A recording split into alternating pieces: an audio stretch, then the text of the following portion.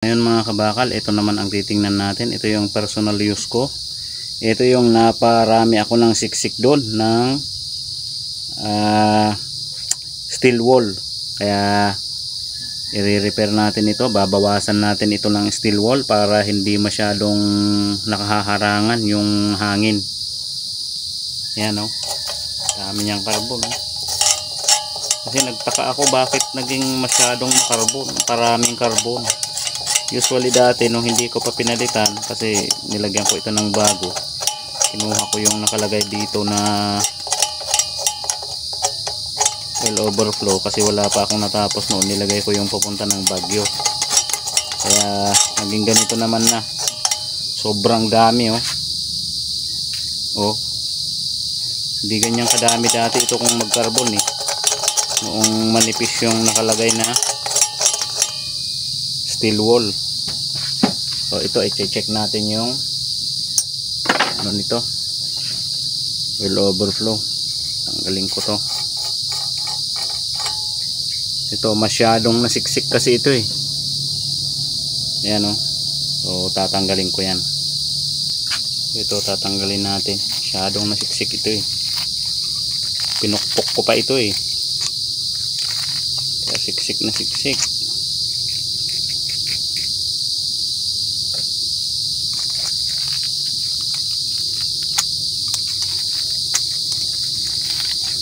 Dapat ito hindi masyadong nasisiksik para nakakahinga. Masyadong marami. So ito okay na ito. Hali ito, tanggalin na natin ito. Hindi na natin ito ibabalik. So ito na lang ibalik natin para makakahinga siya.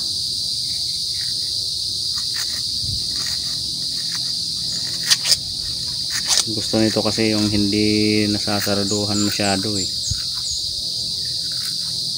nakakahinga.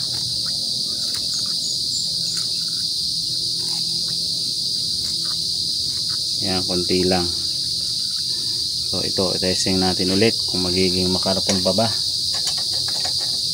Testing natin ulit kung magiging makarbon pa ba. So yan, may butas yan, nakatapat na.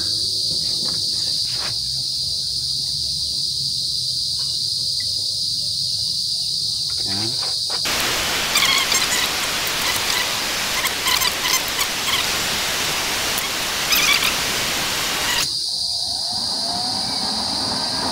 Todo natin para hindi mamatay. Yan,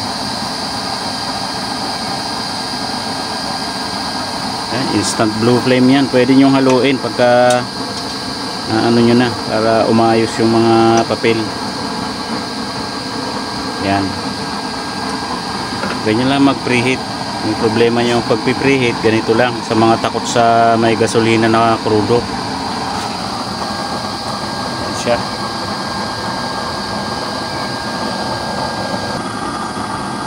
So ayun parang ganun din sa una. Ay lumalabas pa rin na ano doon na hangin, inihigop niya. Yun ang nagiging air breather niya inihigop niya yung hangin imbis na palabas, inihigop niya pa loob, pasok chamber. Yun kita nyo ba? Yun tinatakpan ko. Yun yun.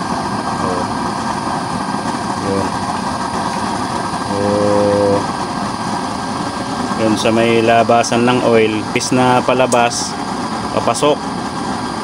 Kaya yan ang nagsisilbing air breather niya. Yan, pag may tumutulo ng ano dito, pag may tumutulo ng langis dyan, dito na papasok ang hangin, dito sa may oil overflow. Ganun yan. Pag may pumapasok na dito, pag may tumutulo, dito na sa may oil overflow lalabas ang papasok ang hangin dito. Yun ang magiging air breather nya. Napansin ko na yun sa mga lagi kong paggamit ng kalan. Napansin ko na yun. Kaya na hindi nagiging masyadong carbon dito sa loob. May nagiging air breather siya.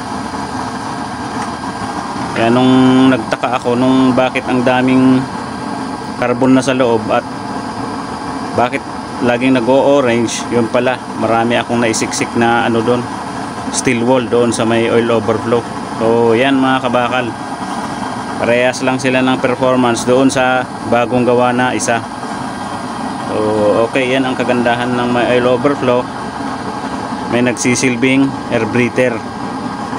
Pag wala pang dumadaloy doon na oil, doon papasok ang hangin. Pero pag meron na doon na papasok ang hangin doon sa may oil overflow.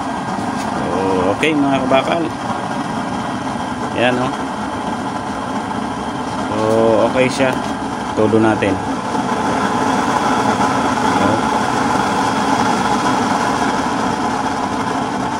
Lagyan natin ang salang.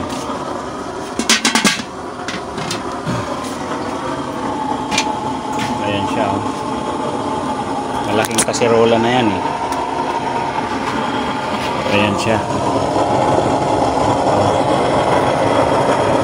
Ayan yung performance ng ating design ng kalan.